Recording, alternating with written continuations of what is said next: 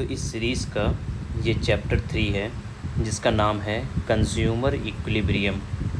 देखिए consumer equilibrium क्या है ये चीज़ अभी थोड़ी देर में हम लोग जानेंगे, लेकिन इस चैप्टर के नीचे अगर देखिए तो दो चीज़ लिखी हुई है। एक यूटिलिटी एनालिसिस लिखा हुआ है और एक इंडिफरेंस कर्व एनालिसिस लिखा हुआ है।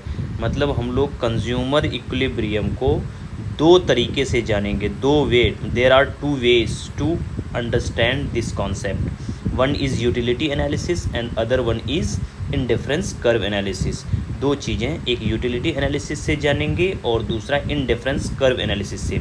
एक्चुअली में ये दोनों ही एनालिसिस से पूरा चैप्टर ही ख़त्म है। तो कुछ हम लोग शुरुआत में जो है कुछ कॉन्सेप्चुअल चीज़ें जानेंगे जो कॉन्सेप्ट्स हैं। उसके बाद ये दो तरीके हैं जिससे हम कंज्यूमर इक्विलिब्रियम का पता लगा सकते हैं। इसी में पूरा चैप्टर इसी पे बेस्ड है। तो चलिए स्टार्ट करते हैं। Who is a consumer? Consumer कौन होता है? एक ऐसा आदमी या एक ऐसी इकोनॉमिक यूनिट जो या एक ऐसा इकोनॉमिक एजेंट जो गुड्स एंड सर्विसेज का यूज़ करता है टू सेटिस्फाई हिज और हर वांट्स। जो जैसे हम अगर एक गुड्स है, कोई भी गुड्स है, मान लेते हैं गुड्स में है कोई भी गुड्स ले लेते हैं, बिस्किट का पैकेट, हमेशा बिस्किट लेते हैं, बिस्किट का पैकेट। तो ये अगर हम कंज्यूम कर रहे हैं, अगर हम ये खा रहे हैं, इसका हम सेवन कर रहे हैं, तो वो हम कंज्यूमर हो गए। वहीं पे सिर्फ गुड्स नहीं, सर्विसेज भी। हम जो है मान लो जियो के सर्विसेज ले रहे हैं, उसके बदले में पे कर रहे हैं जियो को, तब भी हम कंज्यूमर हो गए।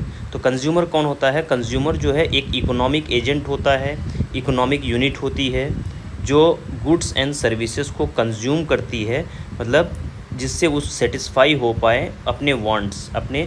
अच्छा, अगर हमको कोई चीज़ किसी चीज़ का वांट्स नहीं है तो उसको हम उसको कंज्यूम ही नहीं करेंगे। जैसे मान लो कि हम लॉ पढ़ रहे हैं तो हमको नीड क्या होगी? Law books.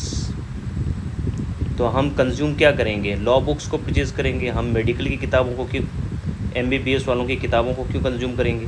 तो बहुत सारी चीज़ें होती हैं, ये वांट्स को दर्शाता है।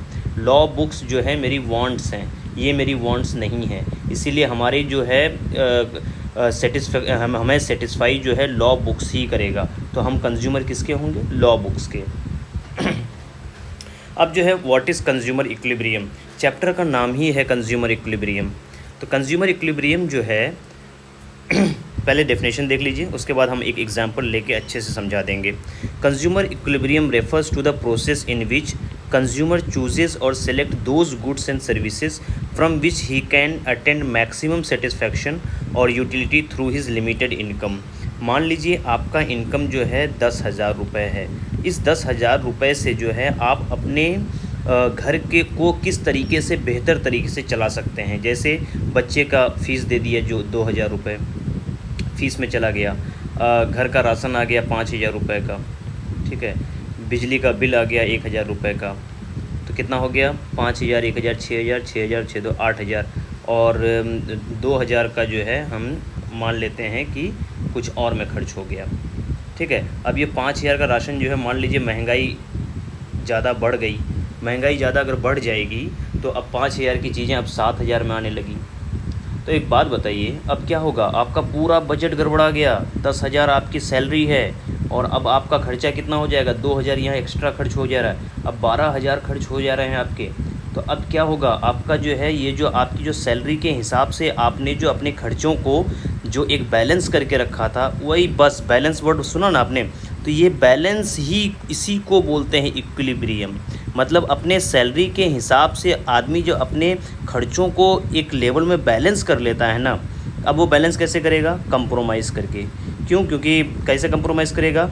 ये 2,000 ही अपने बच्चों को जो है ये 20,000 वाले स्कूल में भी पढ़ा सकता है, लेकिन उन्होंने क्यों चूज़ किया 2,000 वाला स्कूल? अपने इनकम के हिसाब से, ठीक है। ये 5,000 नहीं 7,000 हो गया ना, ये राशन जो है मॉल से भी खरीद सकता है जिसमें 14,000 का राशन आ सकता है, लेकिन फिर भी वो 5,000 का राशन जैसे कुछ लो क्वालिटी के दाल हो गए, लो क्वालिटी के चावल हो गए, वो भी खाने के लिए वो तैयार है। क्यों? अपने इनकम के हिसाब से। उसने पहले से प्रायोरिटी अपनी सेट कर रखी है कि हमारी जो है यही प्रायोरिटी है। तो इस वजह से जो है अब क्या हो जाता है कि आदमी अपने इनकम के हिसाब से, लिमिटेड इनकम के हिसाब से अपनी मैक्सिमम सेटिस्फेक्शन चाहता है। 10,000 रुपये में हम जो है मैक्सिमम बच्चों को भी पढ़ा लें, घर का राशन भी ले आएँ, नहीं अपना पेट्रोल का भी पैसा निकालना है, अपने इंटरनेट का भी पैसा निकालना है, सारा पैसा, सारा चीज़ जो है मैक्सिमम सेटिस्फेक्शन हो। जैसे अब मान लीजिए कि बच्चों की फ़ीस में ही 10,000 में से जो है बच्चों की फ़ीस ही 7,000 का भर दे रहे हैं, तो क्या हम अपनी फूड के लिए मैक्सिमम सेटिस्फेक्शन ला सकते हैं? नहीं ला सकते। क्यों? क्योंकि यहाँ पे जो है एक ही प्रोडक्ट ने पूरे इक्वेशन को बिगाड़ दिया है, पूरे इनकम के हिसाब से पूरा एक ही प्रोडक्ट में चला जा रहा है। तो इसी हिसाब से हम लगभग हर चीज़ का मतलब जितनी चीज़ें हमारे लाइफ में ज़रूरी हैं उन सब में जो है इसका कम से मैक्सिमम, इसका भी कम से कम मैक्सिमम बेनिफिट उठाया जाए, इसका भी मैक्सिमम बेनिफिट उठाया जाए, इसका भी मैक्सिमम बेनिफिट उठाया जाए। तो जितनी चीज़ें हमारे लाइफ में ज़रूरी हैं उन सब का मैक्सिमम यूटिलाइजेशन, मैक्सिमम सेटिस्फेक्शन हमको उतने ही लिमिटेड इनकम में मिल पाए, बस इसी को बोलते हैं कंज्यूमर इक्विलिब्रियम। वो जो एक बैलेंस होता है ना, आपका ये बैलेंस कब गड़बड़ाता है? जब कभी इन्फ्लेशन आ जाए या कभी जो आपके इनकम में कमी आ जाए, तो ये आपका बैलेंस गड़बड़ा जाता है। तो कंज्यूमर इक्विलिब्रियम को समझिए कि ये जो है वो बैलेंस है, वो इक्विलिब्रियम है। वो कोई जैसे एक मान लीजिए कि इस तरीके से जो है एक कोई चीज़ रखा हुआ है, इस पर एक डंडा है, ठीक है, डंडा रखा हुआ है। अब इस डंडा को जो है थोड़ा सा इधर कर देंगे, थोड़ा सा इधर झुका देंगे तो ये डंडा इधर झुक जाएगा। तो ये डंडा जो है एक तरफ से ऐसे करके जो है इसी पे टिका रह सकता है। जब इधर जितना भार हो उतना ही इधर भार हो। इसका मतलब जितना इनकम इधर है उतना सेटिस्फेक्शन, इतने वांट्स भी इधर ही, वांट्स जो सेटिस्फाइड होंगे उतने ही होने चाहिए, ठीक है। तो इसी को कंज्यूमर इक्विलिब्रियम कहते हैं। अच्छा, इस इक्विलिब्रियम को, इस बैलेंस को जानने के दो तरीके होते हैं, जैसे कि शुरुआत में भी हम बात किए थे। एक होता है यूटिलिटी एनालिसिस और एक होता है indifference curve analysis. Utility analysis और ये दोनों को जो है अच्छे से बस 1 बाय 1 जानेंगे। अब देखिए यूटिलिटी पहले किसे कहते हैं, क्यों? क्योंकि यूटिलिटी अगर नहीं जानेंगे तो यूटिलिटी एनालिसिस कैसे करेंगे। यूटिलिटी होती है, मानिए कि हम ऑनलाइन क्लास करते हैं जिसमें हमको थोड़ी बड़ी स्क्रीन चाहिए, तो हमें जो है अब 2 चॉइसेस हमें घर में दी गई। एक या तो आईपैड ले लो, आईपैड प्रो ले लो, प्रो, या तो एक छोटे स्क्रीन का ही एक मोबाइल, सैमसंग का मोबाइल ले लो जो 50,000 का मिल रहा है, ठीक है, या एक आईपैड ले लो 12 इंच वाला, ठीक है। तो अब हमारे लिए, एक स्टूडेंट के लिए यूटिलिटी, एक आईपैड ज़्यादा महत्व रखता है या एक मोबाइल? देखो दाम लगभग सेम है, ये भी 50-55 नहीं मतलब, और ये मोबाइल भी तो 70-70, 75-75 हज़ार की आ रही हैं, तो दाम में कोई दिक्कत नहीं है, ठीक है। तो अब हमारी प्रायोरिटी क्या होगी, एक आईपैड होगी या एक मोबाइल होगा? क्यों? क्योंकि मेरे लिए यूटिलिटी मतलब किस चीज़ की ज़्यादा आवश्यकता है, उसी चीज़ को यूटिलिटी बोलते हैं। कोई भी चीज़ को, अब मान लो कि हमको भूख लगी है तो बिस्किट, हमेशा बिस्किट ही का एग्ज़ाम्पल लेंगे, ठीक है। अब हमें भूख लगी है तो बिस्किट का एक पैकेट लिया, ठीक है, खाया, उसके बाद पानी पी लिया 1 लीटर। अब दूसरा पैकेट जब हम खाने के लिए हमको कोई देता है ना, तो हम बोलते हैं नहीं भाई अभी मैंने खाया है, अभी हमको भूख नहीं है। और वही पैकेट जो पहला वाला पैकेट था ना, वो जो मेरे लिए जो क्या था, वो गोल्ड था, गोल्ड। मतलब उस समय अगर हमको कोई बोलता कि अगर भाई तुम मतलब कोई चीज़ पहनने के लिए लोगे नहीं या खाने के लिए, तो क्योंकि भूख लगी है तो वो बिस्किट का पैकेट मेरे लिए सोने के बराबर है। तो उसकी यूटिलिटी समझो, पहला पैकेट की यूटिलिटी समझो और दूसरे पैकेट की। वो दोनों पैकेट जो है पार्ले जी है मान लो, ठीक है, और दोनों जो है 5-5 रुपये वाला है, लेकिन एक जो पहले हम खा रहे हैं ना, उसका महत्व वो दूसरे वाले का महत्व से कहीं ज़्यादा होगा, ठीक है। तो वो इसी चीज़ को मतलब अब ये आगे हम लोग पढ़ेंगे किस तरीके से यूटिलिटी घटते ही चली जाती है, जो कि हमने बताया अभी। यूटिलिटी हर एक पैकेट का, आप पहला वाला बिस्किट खाएंगे ना, जो मज़ा आएगा दूसरे वाले में उतना में नहीं, तीसरे वाले में। जानते हैं अगर आपकी कैपेसिटी अगर 50 बिस्किट 50 पीस खाने की है, तो आप 51वां खाएँगे ना, 51वां में आपको जो है एक मतलब थोड़ा भी टेस्ट नहीं लगेगा।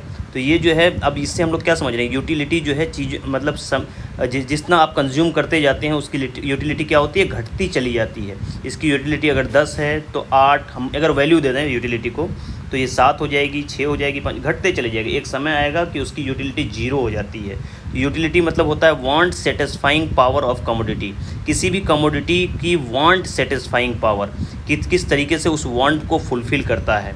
जैसे आईपैड अगर हमारी ज़रूरत है ना, तो ये कितनी शिद्दत से, कितने अच्छे से हमारी वांट को सेटिस्फाई कर रहा है, ये डिसाइड करेगा कि इसकी यूटिलिटी कितनी है। अब देखिए, इसमें अंदर घुसने की ज़रूरत नहीं है। अब ये एकदम मोर देन इनफ है जितना हमने समझाया। अब कैरेक्टरिस्टिक्स ऑफ यूटिलिटी की कैरेक्टरिस्टिक्स क्या होती हैं, मतलब यूटिलिटी अगर होगा किसी भी चीज़ की, जैसे आईपैड की अपनी यूटिलिटी है। अच्छा, एक आईपैड जो है किसी एक ऐसे इंसान को दे दें जो मतलब मैनुअल वर्क करता है, मतलब जो है मान लो कि क्लास 2 तक पढ़ा हुआ है ना, आदमी है तो 40 साल का आदमी है, क्लास 2 तक पढ़ा हुआ है, वो कभी ABCD नहीं पढ़ा, ठीक है। अब उसको अगर ये आईपैड दे दिया जाए, उसकी यूटिलिटी आईपैड ज़्यादा है या उसको जो है मान लो काम करने के लिए उसको जो है बढ़िया वाला जो है वो चाहिए, मतलब वो जो काटने के लिए चाकू होता है ना, जैसे काम करते हैं मज़दूर, जिससे मतलब हाथ में ज़्यादा जोर ना पड़े, तो वो चाकू उसके लिए ज़्यादा यूटिलिटी है उसके काम में मतलब मतलब उसके काम को ज़्यादा आसान बनाएगा। ये आईपैड नहीं, वो हमेशा कहेगा कि हमको ये वाला चाकू मिल जाता ना तो हमारी काम जो है आसान हो जाती। तो यूटिलिटी को समझिए, वांट सेटिस्फाइंग पावर, इसके कुछ कैरेक्टरिस्टिक्स भी होती हैं।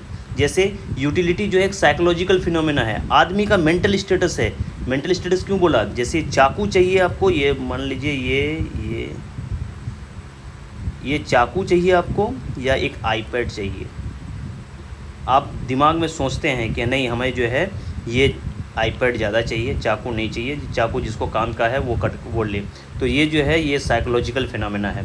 यूटिलिटी सब्जेक्टिव होता है, इंसान प्लेस टू प्लेस जगह से जगह, एक जगह में कोई चीज़ और ज़्यादा इंपॉर्टेंस रखती है, दूसरी जगह में कुछ और पर्सन टू पर्सन, एक आदमी के लिए जो है दूसरी मतलब एक आदमी के लिए किताब इम्पोर्टेंट है, दूसरे के लिए मोबाइल इम्पोर्टेंट है, तीसरे के लिए आईपैड इम्पोर्टेंट है। ये सब्जेक्टिव होता है, आदमी के हिसाब से बदलता है। और यूटिलिटी रिलेटिव कॉन्सेप्ट है, हम ये नहीं कर सकते हैं। अच्छा, एक बात बताओ, कैसे रिलेटिव कॉन्सेप्ट है आईपैड और फ़ोन। अब आईपैड की यूटिलिटी और फ़ोन की यूटिलिटी एकदम अलग है। कैसे, पढ़ना है तो आईपैड, फ़ोन करना है, अगर फ़ोन करना है, कहीं पे कॉल करना है तो फ़ोन की ज़रूरत है। तो दोनों की यूटिलिटी जो है अलग है, हम इसके हिसाब से तब इसका यूटिलिटी हम आईफोन मतलब अगर पढ़ना है तब आईपैड, फ़ोन करना है तब फ़ोन। तो ये जो है एक रिलेटिव कॉन्सेप्ट होता है, हम जो है एक के कंपैरिजन करके दूसरे की यूटिलिटी का पता लगाते हैं। Utility is not affected by moral duties और प्रिंसिपल्स, इससे मोरल ड्यूटी या प्रिंसिपल से इसका यूटिलिटी घटता बढ़ता नहीं है, नहीं ये कोई गुड या बैड नहीं होता, ये ऐसे ही है। Utility is related with expected satisfaction, जो हमें एक्सपेक्टेड सेटिस्फैक्शन है, जो हम चाहते हैं, ठीक है, वही हमको मिल जाए, उसी से रिलेटेड होता है यूटिलिटी, ठीक है। अब प्रोफेशनल ये इसमें जो है यूटिलिटी जो है, हाँ ये बहुत इंपॉर्टेंट है, कार्डिनल एंड ऑर्डिनल। जैसे यूटिलिटी को क्या आप मेज़र कर सकते हैं, हम ये अभी जिस आईपैड में ये जो पेंसिल से लिख रहे हैं, तो ये पेंसिल का क्या यूटिलिटी आप बता सकते हैं कि यूटिलिटी इसकी यूटिलिटी को आप बता सकते हैं 10 है कि 8 है कि 9 है। जैसे हम लोग टाइम देखते हैं ना, जैसे अभी 8:16 हो रहा है, तो हम जो है टाइम को एक नंबर दे दिए, 8 बज गया। क्या हम यूटिलिटी को कोई नंबर दे सकते हैं कि इसकी यूटिलिटी जो है 10 होनी चाहिए या इसकी यूटिलिटी जो है 4 होनी चाहिए? नहीं, ऐसा नहीं कर सकते। लेकिन हाँ, फिर इसमें जो है जो इकोनॉमिस्ट हैं उनमें 2 तरीके की चीज़ें आती हैं। एक मानते हैं कार्डिनल है यूटिलिटी, एक कहते हैं ऑर्डिनल है। कार्डिनल वाले जो हैं ये प्रोफेशनल मार्शल हैं। कार्डिनल व्यू पॉइंट वाले बोलते हैं कि यूटिलिटी को एक नंबर दिया जा सकता है, कोई भी एक आईपैड को जो है हम अगर यूटिलिटी देंगे, कितना बताते हैं आपको हम 20 यूटिल्स, यूटिलिटी की यूनिट होती है यूटिल्स। तो हम आईपैड के पेंसिल को कितना देंगे पता है आपको? 5 देंगे। बताइए क्यों? अगर मेरे पास पेंसिल ना हो ना तो हम सारे काम वैसे आईपैड में पढ़ सकते हैं, टिक कर सकते हैं, ठीक है। वहीं पे पेंसिल सिर्फ मेरे पास हो और आईपैड ना हो तो पता है क्या होगा। तो अगर मेरे पास आईपैड हो और सॉरी फ़ोन आ गया गैस किसी का। हाँ, मेरे पास अगर आईपैड है और पेंसिल नहीं है, ठीक है, तो तक काम चलेगा, ठीक है। और इसमें जो है अगर मेरे पास पेंसिल हो और आईपैड ना हो तो फिर क्या होगा, तो फिर जो है ये काम नहीं चल पाएगा। हम पेंसिल लेके क्या करेंगे, बोलो कहाँ लिखेंगे। तो इसीलिए हम इसको जो है एक नंबर दे सकते हैं कि हाँ 20 और ये 5। अब तक आपको समझ में आ गई होगी। अब प्रोफेसर हिग्स के हिसाब से क्या है, ऑर्डिनल व्यू पॉइंट। ऑर्डिनल मतलब कि भाई इसको यूटिलिटी को आप कोई नंबर दे ही नहीं सकते। जैसे कि अब हम जैसे 20 और अभी 5 का एग्ज़ाम्पल लिया, क्या कि 20 हमने 20 की क्या बोला, आईपैड को, ठीक है, और 5 किसको बोला, पेंसिल को, ठीक है। तो अब आईपैड और पेंसिल को 5 और 20 बोल रहे हैं, तो इसका मतलब ये नहीं कि 5 गुना ज़्यादा है इससे। कैसे मैंने नापा 5 गुना, कोई तरीका है इसको नापने का? नहीं है। बस यही ऑर्डिनल व्यू पॉइंट यही बोलता है कि आप यूटिलिटी को जो है कोई नंबर दे करके नहीं नाप सकते हैं कि इसका जो है यूटिलिटी 20 है, इसका 5 है। आप किस बेसिस पे अगर नंबर दे रहे हैं तो किस बेसिस पे दे रहे हैं? प्रोफेसर हिग्स ने ये कहा कि इसको नंबर नहीं दे सकते यूटिलिटी को, और प्रोफेसर मार्शल ने बोला कि दे सकते हैं। अब देखिए कॉन्सेप्ट ऑफ यूटिलिटी, इसमें जो यूटिलिटी दो तरीके से नहीं बोलेंगे। एक जैसे मान लीजिए कि क्योंकि एग्ज़ाम्पल जब जो सब दे के आ रहे हैं वही एग्ज़ाम्पल बार बार देंगे। आईपैड का एग्ज़ाम्पल दिया मैंने, ठीक है, आईपैड का एग्ज़ाम्पल दिया मैंने। इसका जो है टोटल यूटिलिटी इसकी क्या है कि सारे PDF इसमें पढ़ सकते हैं, सारे नोट्स इसमें पढ़ सकते हैं, ठीक है, सारी चीज़ें कर सकते हैं आईपैड में, ठीक है। अब इसमें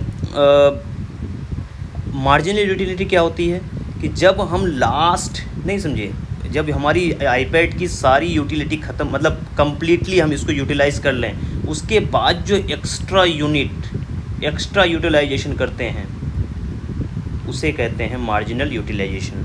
जैसे अभी एग्जांपल से आप समझ जाएंगे। जैसे पहले पढ़ लेते हैं। Marginal means 1 additional unit. जैसे मैंने, अब आईपैड छोड़िए, बिस्किट पे आ जाइए। 10 बिस्किट है, ठीक है, 10 बिस्किट में कोई हमको खाने के लिए दिया, तो पहले बिस्किट की जाहिर सी बात है कि ज़्यादा यूटिलिटी है, दूसरे बिस्किट की उससे कम, तीसरे की उससे कम, चौथे की उससे कम, पाँचवें की उससे कम, छठे की उससे कम, सातवें की उससे कम, आठवें की उससे कम, नौवें की उससे कम, 10वें की बहुत कम। अब हमने क्या किया, ये वाली बिस्किट भी खा गया, ये वाली भी खा गया, ये वाली भी खा गया, ये वाली भी खा गया, ये भी खा गया, ये भी खा गया, ये भी खा गया, ये भी खा गया, ये भी खा गया। अब जो है, अब ये वाले बिस्किट का यूटिलिटी क्या होगा, ये निकालना अगर होगा ना, तो इसको भी खा जाओ और यहाँ तक जो है मान लो 10 तक, मतलब 10 बिस्किट का यूटिलिटी मान लेते हैं 100 था। 10 बिस्किट तक जो खाए, पूरा 10 खा गए तो उसका 100 यूटिलिटी था। अब जो है हम अगर 9 तक खाते ना, 9 तक, तो उसकी यूटिलिटी क्या होती, 9 तक खाते तो उसकी यूटिलिटी 99 था। मान लेते हैं 9 तक खाते अगर उसकी यूटिलिटी 99 या 95 मान लेते हैं कि 9 तक खाता तो उसकी यूटिलिटी 95 होती। तो आप जानते हैं कि 10वें वाले का 10th वाला 9 तक खाता तो 95 होता, और 10th वाला बिस्किट खा गया तो अब 100 हो गया यूटिलिटी। तो टोटल यूटिलिटी 100 है, और 9th बिस्किट तक खाए तो 95 था, तो 10th वाले बिस्किट का कितना होगा, तो 100 माइनस 95 5।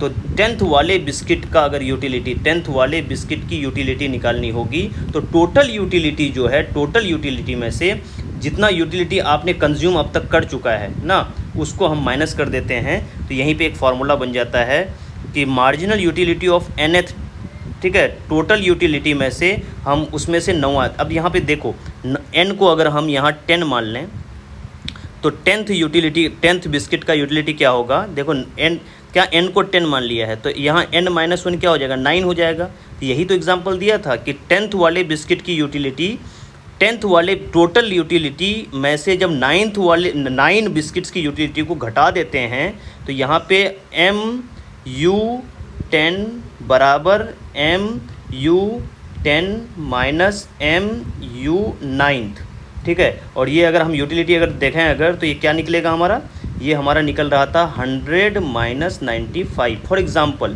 तो 10th यूनिट का marginal utility of 10th unit is equal to 5। एक एग्जांपल है, यहाँ पे भी एक एग्जांपल दिया गया है, ठीक है। जो हम 100 मान के किए हैं वही यहाँ पे एग्जांपल भी है, ठीक है। अब यहाँ पे बिना देरी किए इसको देखते हैं। जैसे यूनिट ऑफ एक्स है, मार्जिनल यूटिलिटी है, यूनिट ऑफ गुड्स एक्स, एक यूनिट खाया 40 था इसकी यूटिलिटी, दूसरा यूनिट खाया तो 30 हुआ, तीसरा खाया 20 हुआ, चौथा यूनिट खाया तो 10 हुआ। देखना किस तरीके से यूटिलिटी घटती जा रही है। एक समय आएगा जब 5वां बिस्किट आप खाएंगे ना तो उसकी यूटिलिटी 0 है। इसी को सेचुरेशन पॉइंट बोलते हैं, कि इससे आगे जो है और यूटिलिटी नहीं है। उसके बाद यूटिलिटी कभी कभी नेगेटिव भी हो जाता है, -10 -20, ठीक है, इस तरीके से। अब जो है इसमें पॉजिटिव मार्जिनल यूटिलिटी भी होता है, यहाँ तक तो पॉजिटिव ही आ रहा था, 0 भी होता है और नेगेटिव में भी होता है।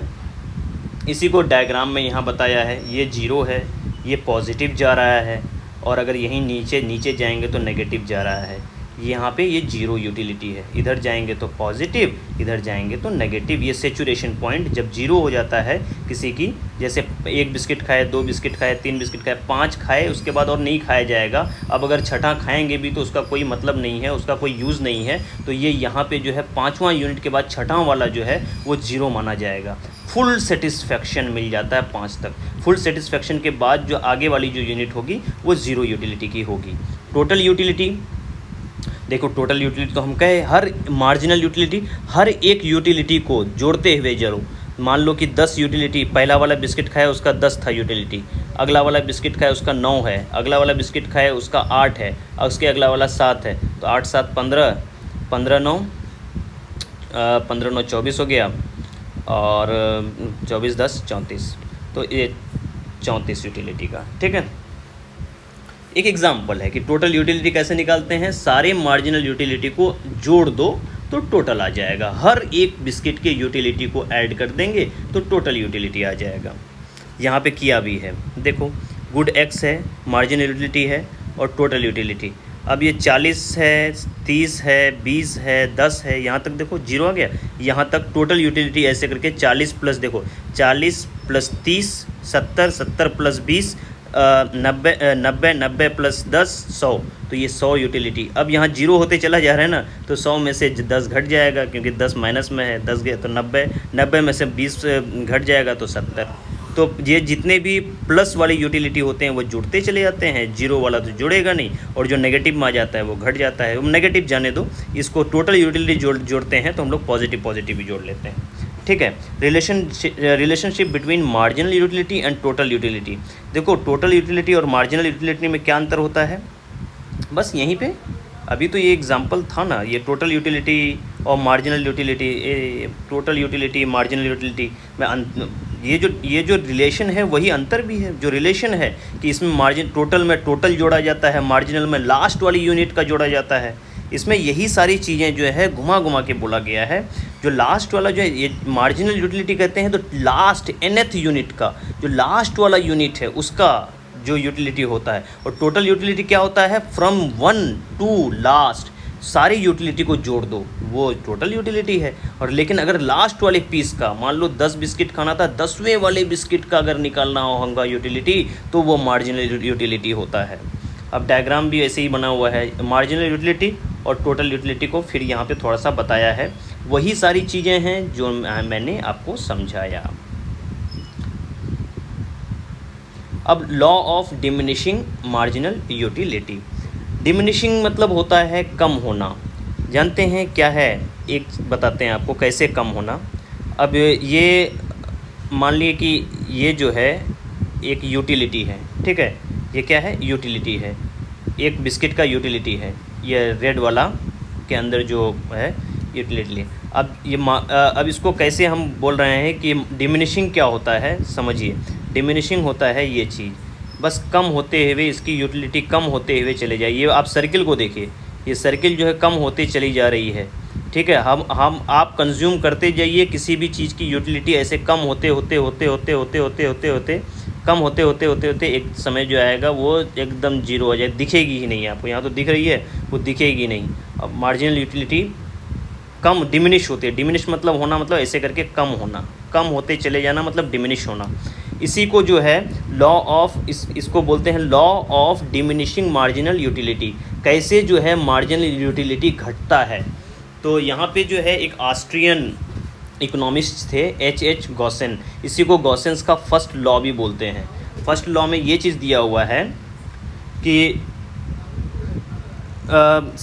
Law of diminishing marginal utility also called law of satisfy is a important law of consumption which is universally accepted. जैसे ये पूरे दुनिया में कहीं पे भी law of diminishing marginal utility applicable होता है, लेकिन कुछ चीज़ें इसमें हम लोग मान करके तब इस लॉ को ड्राइव करते हैं, वो आगे आएंगी। कोई भी लॉ जो है हम लोग कुछ चीज़ें मान लेनी पड़ती हैं कि ये चीज़ों को हम मान करके ही लॉ को ड्राइव करते हैं। ये किसने दिया था? H.H. गॉसेन ने दिया था, इसीलिए इसको गॉसेंस फर्स्ट लॉ बोलते हैं। Law of diminishing marginal utility is क्या होता है वो यहाँ समझिए।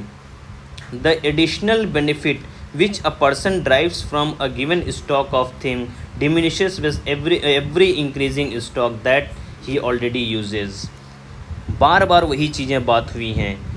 आपके पास जो भी स्टॉक है उस स्टॉक में से जैसे भी आप चीज़ों को आप इस्तेमाल करते हुए, ये पहला बिस्किट की यूटिलिटी है, दूसरे बिस्किट की यूटिलिटी, तीसरे बिस्किट की यूटिलिटी, चौथे बिस्किट की यूटिलिटी, पाँचवें बिस्किट की यूटिलिटी, हमारी भूख ख़त्म हो गई, हम थोड़ा सा इतनी हो गई, अब भूख खाने का मन ही नहीं है, तो इसकी कोई यूटिलिटी ही नहीं है। ये जो आप जो है कितने बिस्किट हो गए? पहला बिस्किट 2 3 4 5 6। ये बिस्किट का साइज़ नहीं है, साइज़ बिस्किट का सेम है, वेट सेम है। ये यूटिलिटी अगर हम माने तो ये इतना बड़ा सर्किल जो है ये हमारे लिए इतना इंपॉर्टेंस रखता है। ये वाला दूसरा वाला हमारे लिए इतना इंपॉर्टेंस रखता है, तीसरा इतना इंपॉर्टेंस, चौथा इतना इंपॉर्टेंस। ये कितने बिस्किट हैं इसमें? 3 6। सातवां वाला हमारे लिए कोई इंपॉर्टेंस नहीं रखता, उसके लिए 0। ठीक है, तो ये इस तरीके से डिमिनिश देखा आपने कैसे घटते हुए उसकी यूटिलिटी घट रही है, वही चीज़ को यहाँ पे बोला गया है। नेसेसरी कंडीशंस क्या हैं? अब देखिए डेफिनेशन हो गया, नेसेसरी कंडीशंस फॉर अप्लीकेबल, यही बता रहे थे आपको। कोई भी लॉ जो है वो एकदम अब्सोल्यूट नहीं होता है, कुछ चीज़ों को हम लोग पहले से मान लेना पड़ता है कि ये चीज़ें मान लेंगे तब ये गॉसेंस लॉ अप्लीकेबल होगा। ये देखो, गुड्स शुड बी कॉन्टीन्यूअस, आपको समझाएं। 10 समोसे खाने की शर्त लगी कि 10 समोसे कौन खा सकता है। हमने किया क्या? 1 खाया, 2 खाया, 3 खाया, 4 खाया, 5 खाया, 6 खाया, 7 खाया, हमारी भूख मिट गई। 8वां वाला जो है अब खाया जाएगा ही नहीं। लेकिन अब जानते हैं कोई अगर चालाक आदमी होगा तो क्या करेगा? 1 2 3 4 5 6 7 तक खाएगा, उसके बाद जो है आधे घंटे रुक जाएगा, 30 मिनट रुक जाएगा, उसके बाद और 3 खा लेगा। तो ये चीटिंग हुआ कि नहीं हुआ? बिल्कुल हुआ। क्यों? क्योंकि आपको रुकना नहीं था। यही चीज़ जो है गॉसेन लॉ में भी अप्लीकेबल होता है। इसमें कहता है कि कंज्यूम आप गुड्स को कर रहे हैं तो वो कॉन्टीन्यूअस तरीके से करेंगे, आप टाइम गैप नहीं लेंगे, आप रुकेंगे नहीं। Size of consumption unit should be proper, ये नहीं कि एक बिस्किट ये साइज़ का है तो अगला बिस्किट ये साइज़ का है, अगला बिस्किट ये साइज़ का है। नहीं, जो भी आप यूनिट्स की बात कर रहे हैं वो प्रॉपर होना चाहिए। कोई छोटा बड़ा या एक कोई बढ़िया क्वालिटी कोई। अब एक बात बता देते हैं आपको, समझिए। हमने एक 40 रुपये किलो वाला बर्फ़ी खाया। अब हमारी इसकी यूटिलिटी तो बहुत ज़्यादा थी, मेरे लिए भूख लगी थी।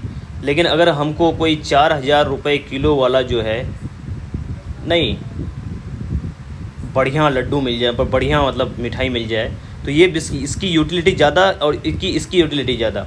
अब मेरे लिए भले ही इसको हम पहले खा चुके हैं, यूटिलिटी इसका ज़्यादा होना चाहिए था, क्योंकि यूटिलिटी डिमिनिश होनी चाहिए, लेकिन क्योंकि अब बढ़िया क्वालिटी वाला हमको मिल रहा है तो उसको 1 किलो और खा जाएंगे।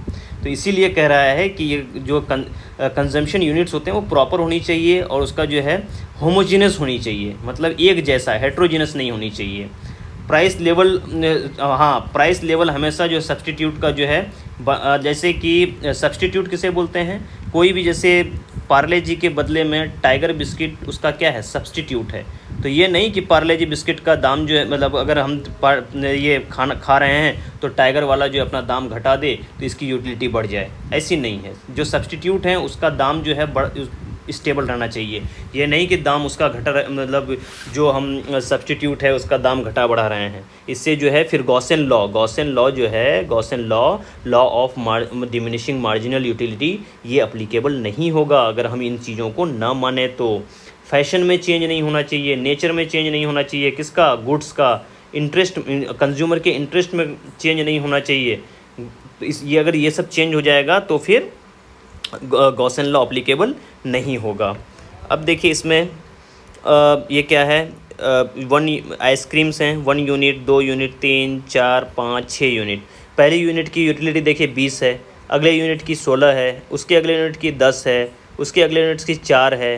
पॉइंट ऑफ सैटिएटी इसी को बोला था क्या, सेचुरेशन पॉइंट। ये सब जो है जो वर्ड्स हैं ना, ये सब ध्यान रखिए।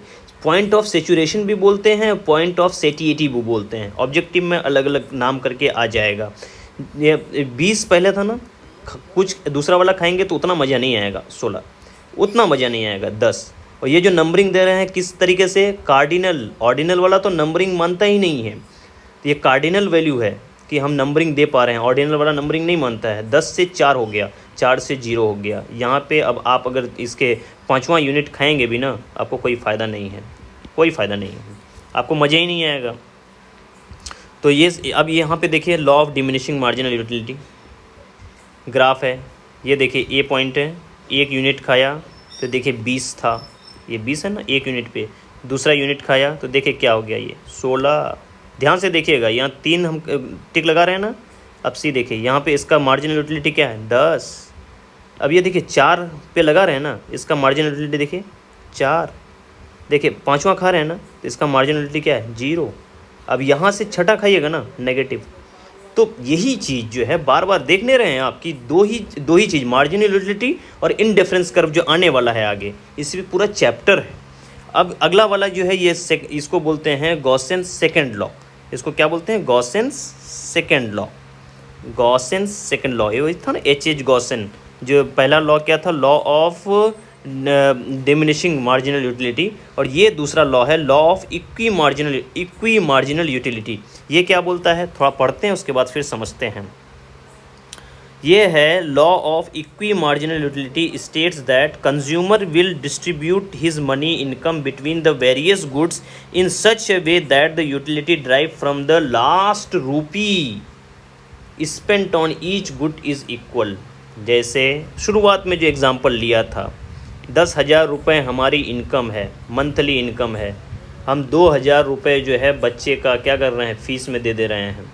5,000 का राशन ला रहे हैं। उसके बाद जो है और क्या लिया था एग्जांपल, 1,000 का कुछ लिया था एग्जांपल, फिर 2,000 का भी कुछ एग्जांपल लिया था। अब ये देखिए कि हम जो है ये 2,000 खर्च कर रहे हैं बच्चे की फ़ीस पे ना, इसकी यूटिलिटी, ये जो 5,000 राशन के लिए खर्च कर रहे हैं ना, दाल चावल के लिए, इसकी यूटिलिटी, और ये 1,000 जो नेट के लिए या पेट्रोल के लिए जो भी मान लीजिए खर्च करें, इसकी यूटिलिटी और इसकी यूटिलिटी हमेशा हम सोचेंगे, मानेंगे कि इसकी यूटिलिटी ये जो चारों चीज़ें की यूटिलिटी है ना, ये यूटिलिटी जो है हमें इक्वल मिले, क्या मिले, बराबर मिले। क्यों, क्योंकि अगर बराबर नहीं मिलेगा तो हम बच्चे को पढ़ाना छोड़ करके ना, हम बच्चे को पढ़ाना छोड़ करके खाना स्टार्ट कर देंगे, अगर इसकी यूटिलिटी ज़्यादा होगी तो। अब अगर ये पेट्रोल की यूटिलिटी कम लगेगी ना, हम गाड़ी में पेट्रोल ना भरवा करके जो है बच्चे को पढ़ाने में फ़ीस में दे देंगे। तो इसीलिए जो है वो आदमी जो है ना, यहाँ क्या बोल रहा है, गॉसेंस सेकंड लॉ ये बोल रहा है, आदमी अपने कमाई का 1-1 रुपया इस तरीके से खर्च करेगा कि उसको जो है 1-1 यूनिट का यूटिलिटी बराबर मिले। मतलब बराबर मिले मतलब कम यूटिलिटी जब मिलने लगेगा किसी चीज़ का ना, आउट, हम इसका यूज़ ही नहीं करेंगे, हमको यूज़ करके क्या होगा। इसीलिए वो सोचता है कि 1-1 रुपये जब हम कहीं पे दे रहे हैं ना, वो 1-1 रुपये का यूटिलाइजेशन हम मैक्सिमम करें, मैक्सिमम। मैक्सिमम। मतलब ये ना हो कि बच्चों की फ़ीस भरने में अगर हमको लग रहा है ना कि बच्चों को पढ़ाने में हमको फ़ायदा नहीं है ना, तो वो आदमी वहीं पे पढ़ाना छोड़ देगा और उस पैसे को जो है जहाँ उसको लग रहा है कि यहाँ हमको फ़ायदा ज़्यादा लग रहा है वहाँ वो मतलब पैसा लगाना चालू कर देगा। इसी को बोलते हैं इक्वी मार्जिनल यूटिलिटी। इक्वी मतलब क्या होता है? इक्वल। मार्जिनल मतलब हर एक मार्जिन का इक्वल। ठीक है, मतलब समझ लो कि वो खाएगा ना, बिस्किट भी खा रहा है, दालमोट भी खा रहा है, ठीक है, चॉकलेट भी खा रहा है, वो तब तक वो तीनों खाएगा जब तक इसकी इसकी और इसकी यूटिलिटी सेम हो।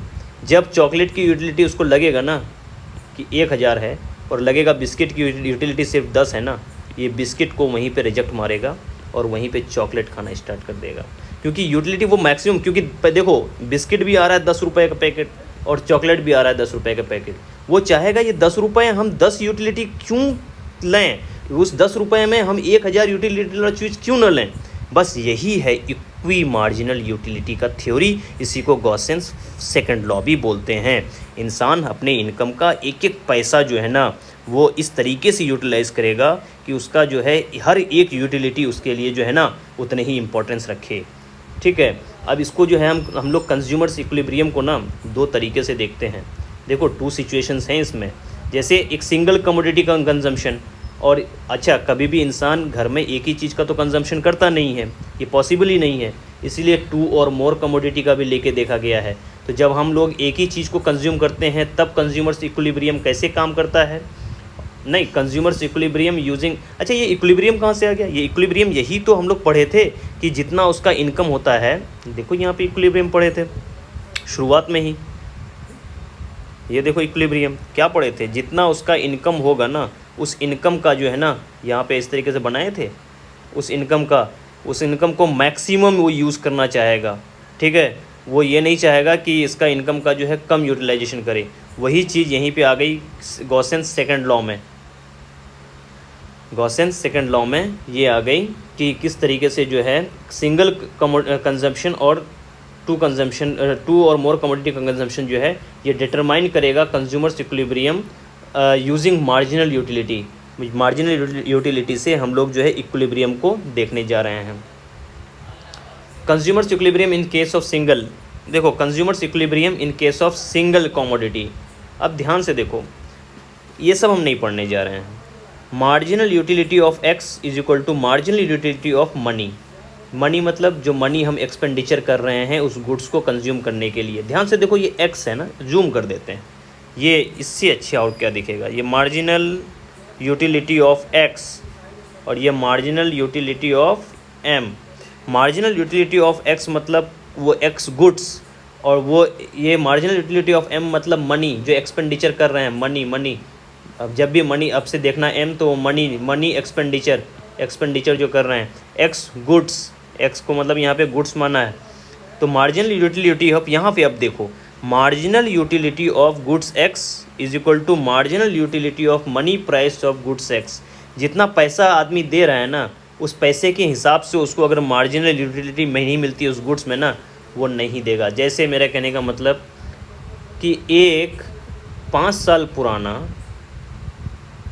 5 साल लिख रहे हैं, सॉरी 5 ईयर्स पुराना मोबाइल ले रहे हैं 20,000 का, कोई सेंस बनता है? 5 साल पुराना जो है तुम 2G मोबाइल ले रहे हो 20,000 का, क्या ये वैल्यू फॉर मनी इसको बोलते हैं? क्या ये पैसे के हिसाब से इसकी वैल्यू तुमको लग रही है, सही लग रही है? नहीं ना। बस यही वैल्यू ऑफ मनी जो है ना, वो जब तक वैल्यू ऑफ गुड्स के साथ अगर इक्वल नहीं होगा ना तो आदमी खर्च ही नहीं करेगा, वो उसकी इक्विलिब्रियम आ ही नहीं सकती। वो इक्विलिब्रियम तभी आएगी जब वो मनी के हिसाब से गुड्स का सेटिस्फेक्शन, गुड्स को मार्जिनल यूटिलिटी गुड्स का उतना ही मिल पाए जितना वो मनी एक्सपेंडिचर कर रहा है। उसी को बोलते हैं consumers maximizes satisfaction and obtains the state of equilibrium. मतलब कंज्यूमर का इक्विलिब्रियम तभी आएगा जब वो जितना पैसे खर्च कर रहा है ना उसी हिसाब से उसको हर एक यूनिट का मार्जिनल यूटिलिटी मिले। बस इतना सा समझिए, इसमें और कुछ नहीं समझने के लिए। इतना मेरी बात को अगर 2 बार आप सुन लेंगे ना, इससे ज़्यादा नहीं है। ये सारी चीज़ें वही चीज़ें हैं जो हम बार बार बोल रहे हैं। हाँ, इसको देख लीजिए आप, 20 रुपये का पहला यूनिट ख़रीदा वो, कोई भी आदमी 20 रुपये का। अच्छा एक बात बताते हैं, बिस्किट का पैकेट अगर 20 रुपये का आ रहा है, वो हर पैकेट 20 रुपये का आता है।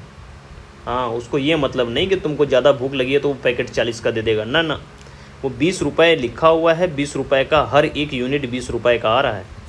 अब ध्यान से देखो, पहला पैकेट जो तुम 20 रुपये का ख़रीद के खा रहे हो ना अपने भूखे पेट के लिए, वो 40 यूनिट का है, 40 यूटिलिटी का है, यूनिट नहीं, 40 यूटिलिटी का है।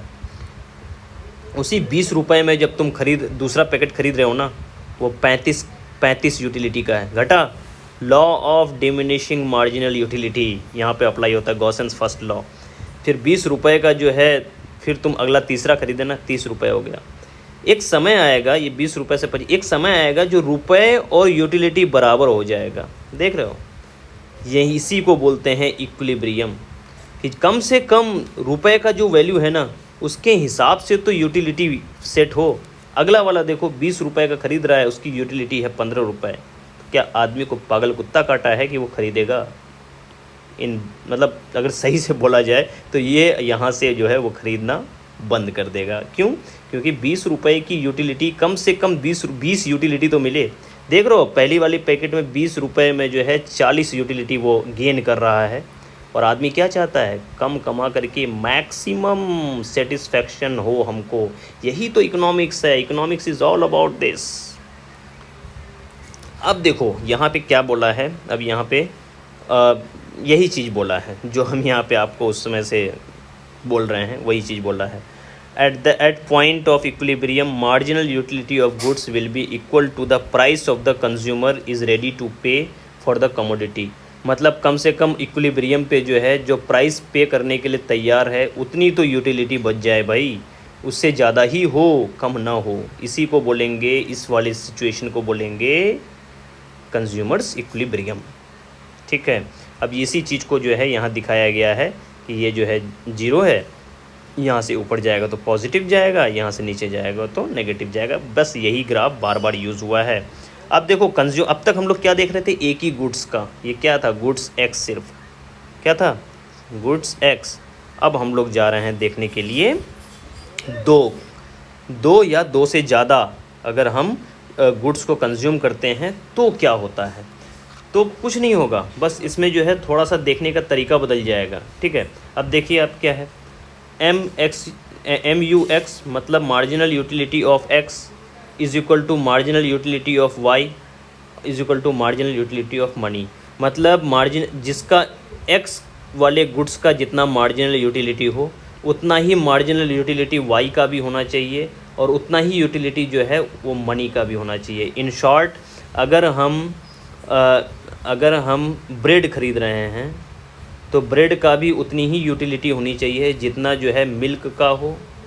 और ब्रेड और मिल्क को मान लो कि सेम दाम में ख़रीदे हैं, मान लो कि 20 रुपये का दोनों लाए हैं, तो 20 रुपये का भी 20 रुपये का के बराबर ही यूटिलिटी और या उससे ज़्यादा ही मिल्क का हो, और 20 रुपये या उससे ज़्यादा यूटिलिटी जो है ब्रेड का हो, कम नहीं होना चाहिए। अच्छा, ये 20 रुपये जब हम दोनों, ये जब ब्रेड और मिल्क का दाम जब 20-20 रुपये हो, तभी हम तीनों के बीच में इक्वल लगा सकते हैं कि ये बराबर ये बराबर ये। जब मान लो यहाँ पे सिमिलर प्राइस है, तब जब ये प्राइस सिमिलर नहीं होता है ना, तब क्या करते हैं? देखिए, जब सिमिलर प्राइस मतलब नहीं होता है तो मार्जिनल यूटिलिटी x को उसके x के प्राइस से डिवाइड कर देते हैं। मार्जिनल यूटिलिटी ऑफ y, देख रहे हैं ये y लिखा हुआ है, ये x था तो प्राइस x वाले प्राइस को, मतलब मान लीजिए कि ब्रेड का मार्जिनल यूटिलिटी था 100, लेकिन उसकी प्राइस थी 10, और दूध का प्राइस था 200, लेकिन उसकी मार्जिनल यूटिलिटी थी 200, लेकिन उसकी प्राइस थी 20। अब देखो यहाँ पे कट करके देखो, 100 में से 10 आएगा, 200 में से 200/20 वो भी 10 आएगा, और ये प्राइस भी 10। तो कट करके देखते हैं, 10 से ये 10 बराबर, ये कट करेंगे तो ये भी 10, और ये 10 रुपये तो है ही है। तो ये कहने का मतलब समझ रहे हो कि यहाँ पे ये वाले को तुम इससे कंपेयर करो कि ये मार्जिनल यूटिलिटी है किसका? एक्स गुड का, और ये प्राइस है एक्स का, ये मार्जिनल यूटिलिटी है वाई गुड्स का, और ये प्राइस है वाई का, और ये मार्जिनल यूटिलिटी है मनी का, मनी एक्सपेंडिचर का। इसी चीज़ को यहाँ पे बताया है। मतलब ये कब है, जब प्राइसेस अलग अलग हों। जब प्राइसेस सेम होती हैं तो वो तो ऐसे ही चला जाता है, जब प्राइसेस अलग अलग होती हैं तब ये वाला सिस्टम आता है। अब यहाँ पे है marginal utility of good x upon price of good x, marginal utility of good y upon price of y is equal to marginal utility of, सब में इक्वल टू है। ये वाले लिखने के बाद इक्वल टू है, फिर ये वाला लिखने के बाद फिर इक्वल टू है। ये मतलब ये देख रहे हैं ना, ये सब इक्वल टू वाला। अब यहाँ पे एक्सप्लेनेशन कुछ दिया है, ठीक है। अब यहाँ एक्सप्लेनेशन को देख लीजिए क्या है। यहाँ पे इफ़ प्राइस ऑफ गुड्स, यहाँ सिचुएशन दिया है। अगर गुड्स का प्राइस इसका 2 रुपये है और इसका प्राइस जो है 3 रुपये है, गुड वाई का प्राइस 3 रुपये है, तो क्या बोला है कि मार्जिनल यूटिलिटी ऑफ मनी क्या है, 14 है। तो देखिए यहाँ पे क्योंकि एक्स का कितना प्राइस है, 2 है, और वाई का कितना है, हर यूनिट का 3 है, तो इसको बटे 2 करते जाइए। तो पता है आपको क्या आएगा, यहाँ बटे 2 यहाँ पे कीजिए, यहाँ 14 है ना, 14 लाने के लिए मार्जिनल यूटिलिटी ऑफ मनी लाने के लिए किससे 2 करना पड़ेगा, 2 किसके नीचे करें कि 14 आ जाए, 14 दूनी 28, 14। तो ये मतलब ये चौथा, ये आप यूनिट 4 देख रहे हैं, ये यहाँ पे। अच्छा, इसमें 3 किससे डिवाइड करें कि 3 से करें कि 14 आ जाए, तो 3 1 3 3 चौक 12, 42 को शायद, हाँ 42, ठीक है। तो इसका मतलब कि ये वाले, ये इस वाले का और इस वाले का जो है यूटिलिटी जो है वो 14 के बराबर है। तो ये जो है मतलब ये और ये, ठीक, इसी चीज़ को दिखाया है यहाँ पे, एग्जाम्पल लिया है। अगर आपको यहीं समझ में आ गया तो इस सब में आपको माथापच्ची नहीं करना है। अब इसमें कुछ भी नहीं है, ये ऐसे ही है। हाँ, इसीलिए जो है, क्योंकि देखो प्रोपोर्शन में, देखो इक्वल टू दिख रहा है ना, प्रोपोर्शन, लॉ ऑफ, ये इक्वी मार्जिनल यूटिलिटी को लॉ ऑफ प्रोपोर्शन भी बोलते हैं। प्रोपोर्शन क्यों बोलते हैं, क्योंकि इसी रेशियो में इसका यूटिलिटी उसी रेशियो में इसका यूटिलिटी, उसी रेशियो में मनी का यूटिलिटी, इसीलिए इसको जो है लॉ ऑफ प्रोपोर्शनैलिटी भी बोलते हैं। याद रखना है कि law of equi marginal utility, या इसी को second law of Gossen second law, और इसी को लॉ ऑफ प्रोपोर्शनैलिटी, 3 नाम हो गए इसमें। यहाँ पे एक गॉसेन सेकंड लॉ भी ऐड कर दीजिए। ये जो हम लोग अभी पढ़ के आ रहे हैं वही चीज़ यहाँ पे लिखा हुआ है। अब एक बात बताएं, ये देखिए MUX अपॉन PX है ना, MUY अपॉन PY। MUX मतलब marginal utility of X, PX मतलब प्राइस ऑफ गुड्स X। तो ये वाला मार्जिनल यूटिलिटी ऑफ Y बटे प्राइस ऑफ Y, ये जब बड़ा हो जाता है ना, ये मतलब X की यूटिलिटी जब बड़ा हो जाता है Y से ना, तो आदमी क्या कंज्यूम करना चाहेगा, X। He will buy more X than less of Y। X ज़्यादा, कॉमन सेंस, X की यूटिलिटी ज़्यादा तो X ज़्यादा खरीदेंगे। वहीं पे देखो, अब कब तक खरीदेगा, जब तक दोनों की यूटिलिटी बराबर नहीं हो जाती। अब वहीं पे उल्टा ये है, जब X की यूटिलिटी कम है, Y की ज़्यादा है, तो Y खरीदेगा। और कब तक खरीदेगा, जब तक दोनों बराबर यूटिलिटी के नहीं हो जाते। अब देखिए इसमें जो है इनडिफरेंस कर्व। अभी इनडिफरेंस कर्व क्या है, शुरुआत, अगर चैप्टर के शुरुआत में आप देखे होंगे तो अब तक हम लोग क्या पढ़ रहे थे, यूटिलिटी एनालिसिस। क्या पढ़ रहे थे, यूटिलिटी एनालिसिस, वही मार्जिनल यूटिलिटी, वही गॉसेन लॉ। लेकिन अब दूसरा इक्विलिब्रियम को जानने का दूसरा तरीका भी है, इनडिफरेंस कर्व एनालिसिस। मतलब समझिए, चैप्टर को लिंक कीजिए किस तरीके से कंज्यूमर इक्विलिब्रियम को जानने का एक तरीका हम लोग यूटिलिटी के बेसिस पे जान चुके कि कंज्यूमर इक्विलिब्रियम कैसे निकाला जाता है। अब यही कंज्यूमर इक्विलिब्रियम जो है इनडिफरेंस कर्व के हिसाब से निकालेंगे। देखिए कितना कनेक्शन है। अब जो है हम लोग इनडिफरेंस कर्व, ये इनडिफरेंस कर्व कहते किसे हैं, कैसे निकालते हैं, बस अभी देख लीजिए। इनडिफरेंस कर्व, ये इनडिफरेंस कर्व है, इनडिफरेंस बोलते हैं। देखिए इनडिफरेंस कर्व एनालिसिस, ये मार्शल अल्टरनेटिव व्यू पॉइंट है, मार्शल ने दिया था यूटिलिटी का, ये हिक्स और एलन ने इनडिफरेंस कर्व दिया। अब इसका क्या है, मतलब वो जो था वो कार्डिनल व्यू पॉइंट से था, क्या यूटिलिटी वाला। अब ये ऑर्डिनल व्यू पॉइंट से है। इसमें हम लोग करते क्या हैं, दो चीज़ें बनती हैं। ऑर्डिनल व्यू पॉइंट मतलब कि हम लोग जो है इसमें नंबरिंग नहीं दे पाएंगे, हम लोग सीधे ग्राफ बना करके शो करते हैं। देखो ये ग्राफ बना हुआ है, ये ग्राफ बना हुआ है, ये ग्राफ बना हुआ है। इसका मतलब समझ रहे हैं, in difference curve number 1, in difference curve number 2, in difference curve number 3।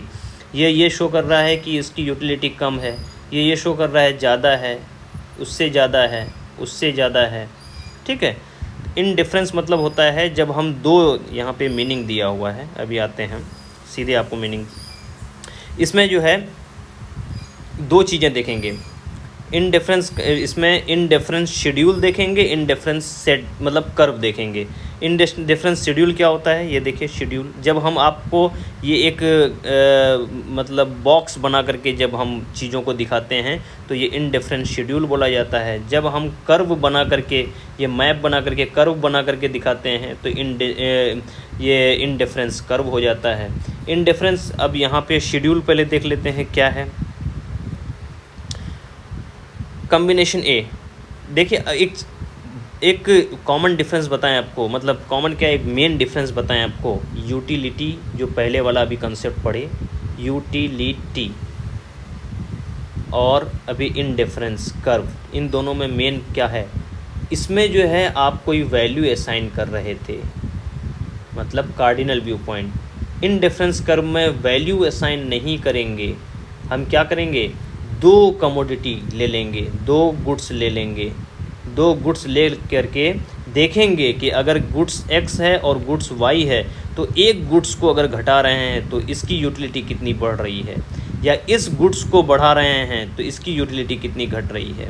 मतलब हम दो गुड्स को ले करके कंपेयर करेंगे, इसमें कोई नंबरिंग हम लोग नहीं देंगे कि इसकी यूटिलिटी इतना 10 है तो इसकी यूटिलिटी 20 है, जो कि हम लोग अब तक इस वाले टॉपिक से पहले ना, जो हम लोग कौन सा टॉपिक पढ़ रहे थे, यूटिलिटी, मार्जिनल यूटिलिटी वाला टॉपिक, उसमें हम लोग क्या कर रहे थे, नंबर असाइन, कार्डिनल व्यू से देख रहे थे, नंबर असाइन कर रहे थे। अब इन डिफरेंस कर्व में कोई नंबर नहीं चलेगा, दो गुड्स लेंगे, गुड्स X, गुड्स Y। हम देखेंगे कि गुड्स X को जब X एक यूनिट कंज्यूम कर रहे हैं, देखो एक यूनिट कंज्यूम कर रहे हैं गुड X का, तो गुड Y का हम लोग 20 यूनिट कंज्यूम कर पा रहे हैं। जब इसका 2 यूनिट कंज्यूम कर रहे हैं तो इसका 5 यूनिट कम हो जाता है, 15 यूनिट। जब इसका 3 यूनिट हम लोग कंज्यूम करते हैं तो इसका 4 यूनिट कम हो जाता है। देख रहे हैं, इस मतलब ध्यान से, इधर जो है 5 यूनिट, अभी 4 ही यूनिट और अभी 3 ही यूनिट, मतलब कहीं ना कहीं डिफरेंस दिख रहा है, 5, 4, 3, मतलब बराबर नहीं घट रहा है। हम इधर को कंज्यूम करते जा रहे हैं एक यूनिट, और लेकिन इधर जो घट रहा है ना, वो बराबर नहीं घट रहा है। तो इसकी यही चीज़ जो है गुड X और गुड Y में, इसको इसकी यूटिलिटी को दिखाता है बाय इनडिफरेंस कर्व। ठीक है, ये इनडिफरेंस कर्व कैसे बनेगा, इस तरीके से।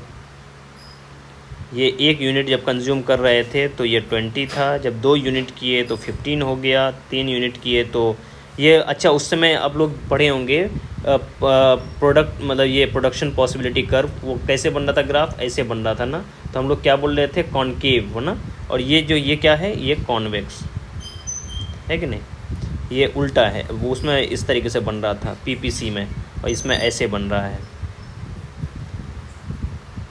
ये क्यों ऐसे बनता है देख लीजिए, यहाँ 1 यूनिट, यहाँ 20, यहाँ 2 यूनिट, यहाँ पे 15, 3 यूनिट इसका कंज्यूम करेंगे तो यहाँ पे 11 आएगा, 4 यूनिट कंज्यूम करेंगे तो ये 8 आएगा, 3 यूनिट करेंगे तो 6 आएगा, 6 यूनिट करेंगे तो 5 आएगा। तो जब इन सब पॉइंट को आप मिला देंगे ना तो एक ऐसे ही ग्राफ बनेगा। और ये जो नंबरिंग लिए हैं ये क्या है, ये एक समझाने के लिए एक एग्ज़ाम्पल लिया गया है यहाँ पे, कि 2 गुड्स लिए गए हैं, उसमें जो है इस तरीके से अगर हम लोग वैल्यू मतलब कंजम्पशन बढ़ा रहे हैं तो किस तरीके से इसके कंजम्पशन में कमी आ रही है, मतलब मार्जिनल यूटिलिटी कम हो रही है, डिमिनिश हो रही है। तो पहले इसमें जो है IC is an indifference curve which is the locus of such point of various combination of two goods which give the equal satisfaction of the consumer। यही अभी बता रहे थे। अच्छा, इंडिफरेंस कर्व के लिए हम लोग जब यूटिलिटी वाला बना रहे थे ना, मार्जिनल यूटिलिटी, डिमिनिशिंग मतलब Gossen's first law of diminishing marginal utility, तब भी वहाँ पे कुछ चीज़ें माने थे, आपको बोले थे कि हम मान रहे हैं यहाँ पे। अब जो है एजम्पशन, इंडिफरेंस कर्व एनालिसिस भी करेंगे ना, तो कुछ एजम्पशन करना होगा। एजम्पशन क्या करते हैं? रेशनैलिटी, मतलब ये मानेंगे कि इंसान के अंदर इतनी बुद्धि होती है कि वो हमेशा जो है दो प्रोडक्ट में से कौन सा चूज़ करेगा, क्योंकि यहाँ दो प्रोडक्ट का ही खेल है। जैसे दो प्रोडक्ट में से कौन सा प्रोडक्ट वो ज़्यादा चूज़ करे और कौन सा कम करे, उसमें उतनी अक्ल होगी। रैशनैलिटी उसी को बोलते हैं। ऑर्डिनैलिटी, ये मानेंगे कि दो में से जो है कोई नंबर किसी को नहीं दिया जा रहा है, बल्कि एक के कंपैरिजन में दूसरे को देखा जा रहा है कि इसकी ज़्यादा यूटिलिटी मेरे नज़र में है कि इसकी ज़्यादा यूटिलिटी है, ये ऑर्डिनैलिटी। ठीक है। Diminishing marginal rate of substitution, मतलब कि किस तरीके से जो है मार्जिनल रेट ऑफ सब्सटीट्यूशन, जैसे 20 से 15, 5 का चेंज, 4 का चेंज, 3 का चेंज, 2 का चेंज, 1 का चेंज, तो ये डिमिनिश हो रहा है कि नहीं हो रहा है? ये क्या हो रहा है? मार्जिनल, ये मार्जिनल रेट क्या हो रहा है? डिमिनिश, कम हो रहा है। किसका? सब्सटीट्यूट का। सब्सटीट्यूट का मतलब कि इसको, इसके बदले जो इसको यूज़ कर रहे हैं ना, मतलब इसके बदले नहीं, वाई के बदले जो इसको यूज़ कर रहे हैं, इसको यूज़ कर रहे हैं, तो किस तरीके से इसके वैल्यू में गिरावट आ रही है, डिमिनिश हो रहा है। तो diminishing marginal rate of substitution, y को हटा करके जो एक्स को यूज़ कर रहे हैं ना, तो y के जैसे ही हम x को बढ़ाते जाएंगे तो y में जो गिरावट आएगी ना, तो y क्यों गिरावट आ रही है? क्योंकि y के बदले में हम x यूज़ करना स्टार्ट कर दिए हैं। यहाँ क्या कर रहे थे? यहाँ कर रहे थे 20 यूनिट, जब 1 यूनिट x यूज़ कर रहे हैं तो 20 यूनिट हम y यूज़ कर पा रहे हैं। हमने y की कंजप्शन को घटा दिया, 15 कर दिया, तो अब ये 2 हो गया। मतलब इसको घटा करके हम इसका यूज़ कर रहे हैं, इसी को सब्सटीट्यूशन बोलते हैं। जब एक चीज़ के बदले जब आप दूसरे चीज़ को यूज़ करने लगते हो ना, वही होता है सब्सटीट्यूशन। अब ये सब जो है हम क्या पढ़ रहे हैं? एजम्पशंस, कि हम जो है इस लॉ को, इंडिफरेंस कर्व को मतलब लागू करवाने के लिए क्या क्या चीज़ें पहले से मानना पड़ता है। ठीक है। अब जो है इसमें कॉन्वेक्स बनेगा, बता ही दिए थे अभी आपको, यहाँ पे लिखा हुआ convex. Marginal rate of substitution, ठीक है, x के जगह एक y के बदले में आप x ले रहे हो। वीक ऑर्डरिंग, इसमें जानते हैं x और y में आपको जो है पहले से ही ना दिमाग में नहीं बैठा लेना है कि x अच्छा है कि y अच्छा है। आप मान के चलो कि दोनों अच्छा है, उसके बाद आप जो है इसके यूटिलिटी को डिसाइड करो। इसी को बोलते हैं वीक ऑर्डरिंग। आपको पहले से ये नहीं मानना है कि x is more superior than y और y is more superior than x। ये नहीं मानना है कि x ज़्यादा अच्छा है या y अच्छा है। आप ये मान के चलो कि जो वैल्यू इसको खाएंगे या इसको खाएंगे, जिस तरीके से हमको अच्छा लगेगा उस हिसाब से इसका यूज़ बढ़ाएंगे, इसका घटाएंगे, तभी ये लॉ जो है अप्लीकेबल होगा। कैरेक्टरिस्टिक्स और properties of indifference curve. Indifference curve की क्या प्रॉपर्टी हैं या उसके क्या कैरेक्टरिस्टिक्स होते हैं, जल्दी जल्दी देख लीजिए। बहुत इजी है। इसका नेगेटिव स्लोप होता है, देखिए यहाँ पे नेगेटिव स्लोप है। ठीक है। Higher indifference curve shows higher level of satisfaction, जैसे यहाँ पे ऐसे था ना, जानते हैं ये चौथा वाला जो दिखा रहा है, चलिए इसमें और इसमें सेटिस्फैक्शन इसमें ज़्यादा है। जैसे ही आप हायर करते जाएंगे, इधर जाते जाएगा, आपका मोर सेटिस्फैक्शन दिखा रहा है। यही दूसरा वाला पॉइंट है। तीसरा क्या है? Two indifference curves of the same consumer never cut each other, मतलब दो इस तरीके से जो बनाए थे, इस तरीके से, इस तरीके से, इस तरीके से, ऐसे नहीं होगा कि एक इंडिफरेंस कर्व ऐसे कट कर जाए। नहीं, ऐसे नहीं होगा कि ये है एक इंडिफरेंस कर्व ऐसे बना रहे हैं, दूसरा वाला ऐसे बना रहे हैं, दोनों कट नहीं कर सकता। इससे मतलब ये क्यों नहीं कर सकता, इसके पीछे जो मैथमेटिकल रीज़न भी होते हैं। ठीक है। इंडिफरेंस कर्व्स नेवर टचेस, ये भी नहीं होगा। इसमें कुछ नहीं है, इसमें जो है और कोई ज़्यादा है नहीं। आप बस शुरुआत के 2-3 कैरेक्टरिस्टिक्स याद रखने हैं आपको। ठीक है। मोनोटोनिक प्रेफरेंसेस, मोनोटोनिक प्रेफरेंस किसे बोलते हैं कि जब हम, देखो यहाँ पे डिफिनेशन दिया हुआ है। पहले तो प्रेफरेंस जान लेते हैं। जब हम एक कंज्यूमर जो होता है ना, वो ऑल सेट ऑफ बंडल्स और टेस्ट के हिसाब से जो उसको जो है ना x और y में हम कौन सा नहीं, एक हल्दीराम और एक बूम बूम दालमोट में से कौन से दालमोट को हम ज़्यादा मतलब इम्पोर्टेंस देते हैं, वही प्रेफरेंस कहलाता है। इनडिफरेंस मतलब होता है कि आपको जो है, it means that consumer consider one alternative exactly as good as, मतलब आपको जो है ना प्रेजुडिस नहीं होना है, आपको जो है पहले से जो है ना भेदभाव नहीं करना है, एक्स गुड है वाई गुड है, इन दोनों में भेदभाव नहीं करना है, इसी को इनडिफरेंस बोलते हैं, नो भेदभाव। ठीक है।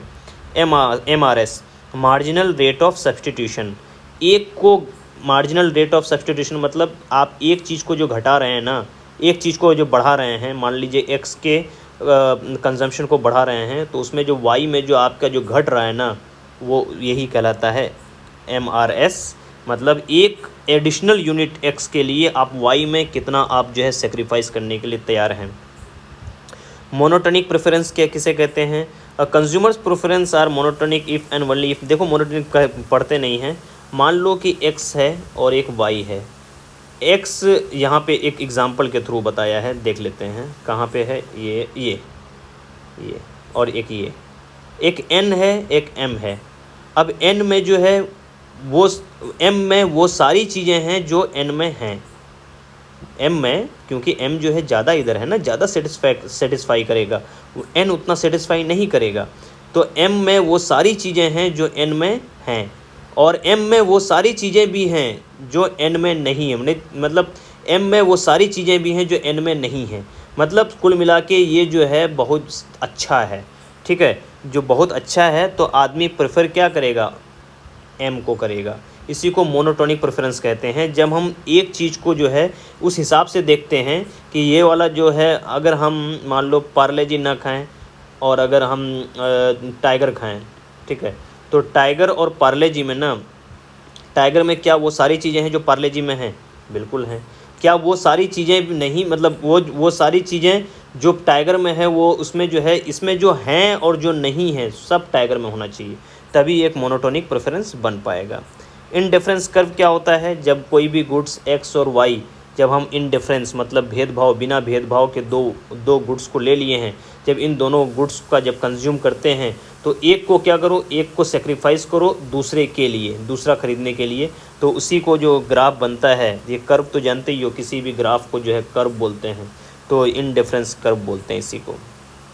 Marginal rate of substitution, marginal rate of substitution समझ गए आप कि इसमें जो है कमोडिटीज़, वही सब्सटीट्यूशन मतलब कहने का मतलब कि एक्स के चक्कर में नहीं, यहाँ पे जो बताए थे वह ना, एक्स को बढ़ाने के चक्कर में वाई में जो घटाना पड़ता है, तो वाई को जितना आप कमी कर रहे हैं, वाई को जितना सेक्रीफाइस कर रहे हैं, वाई का जितना बलिदान दे रहे हैं एक्स को बढ़ाने के लिए ना, यही है मार्जिनल रेट ऑफ सब्सटीट्यूशन। अब इसको डेल्टा करके देखा जाता है, मतलब किस तरीके से जो है, ये देखो यहाँ पे मेन इसमें से देख लो, एक्स है, एक्स को यहाँ से लेके यहाँ तक बढ़ाया, तो एक्स के यहाँ था जब, तो वाई कहाँ था, यहाँ था। अब एक्स को यहाँ से x1 से x2 किया ना, अब वाई देखो कहाँ आ गया, यहाँ आ गया। इसका मतलब समझ रहे हो, ध्यान से देखो तो ये चीज़ बड़ी है या ये चीज़ बड़ी है, ध्यान से देखो, जूम करते हैं, ये चीज़ तुमको बड़ी लग रही है या ये चीज़ बड़ी लग रही है? ऑब्वियसली ये यहाँ से लेकर के यहाँ तक ये ज़्यादा बड़ा है इन कंपैरिजन टू यहाँ से लेकर के यहाँ तक।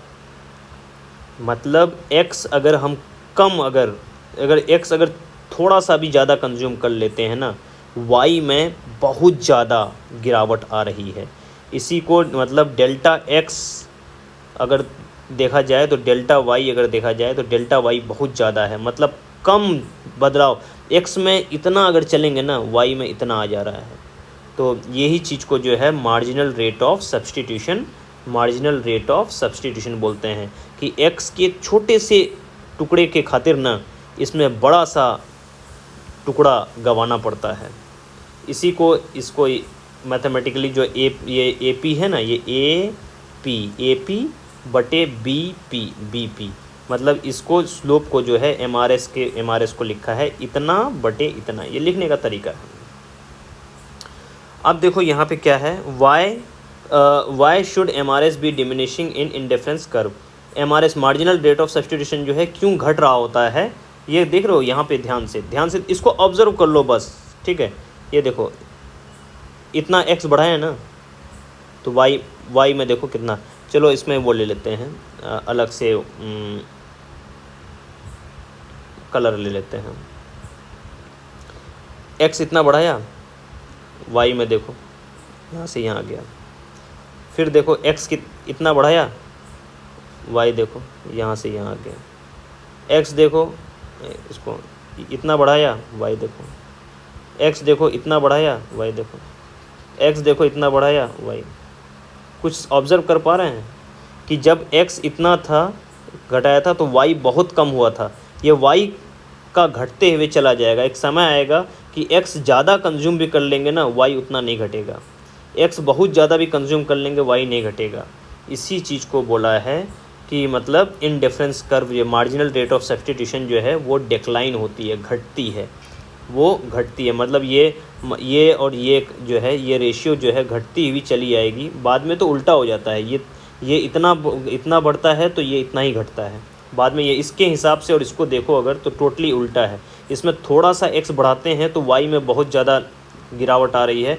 यहाँ एक्स इतना भी खा लेते हैं तो वाई में छोटा सा, ये एकदम घटते हुए, ये वाला जो है ये वाला डिफरेंस घटते हुए चली आ रही है। देख लो ये घटते, अगले वाला तो जीरो हो जाएगा सीधे। ठीक है, यहाँ पे यही चीज़ लिखा हुआ है ए मतलब कि ये ए और ये ये घटते हुए, ये ज़्यादा बड़ा है, ये छोटा है, ये छोटा है, ये छोटा है, ये छोटा है, ये छोटा, घटते हुए। यही चीज़ जो है यहाँ बताया गया है। बजट लाइन और प्राइस लाइन किसे कहते हैं?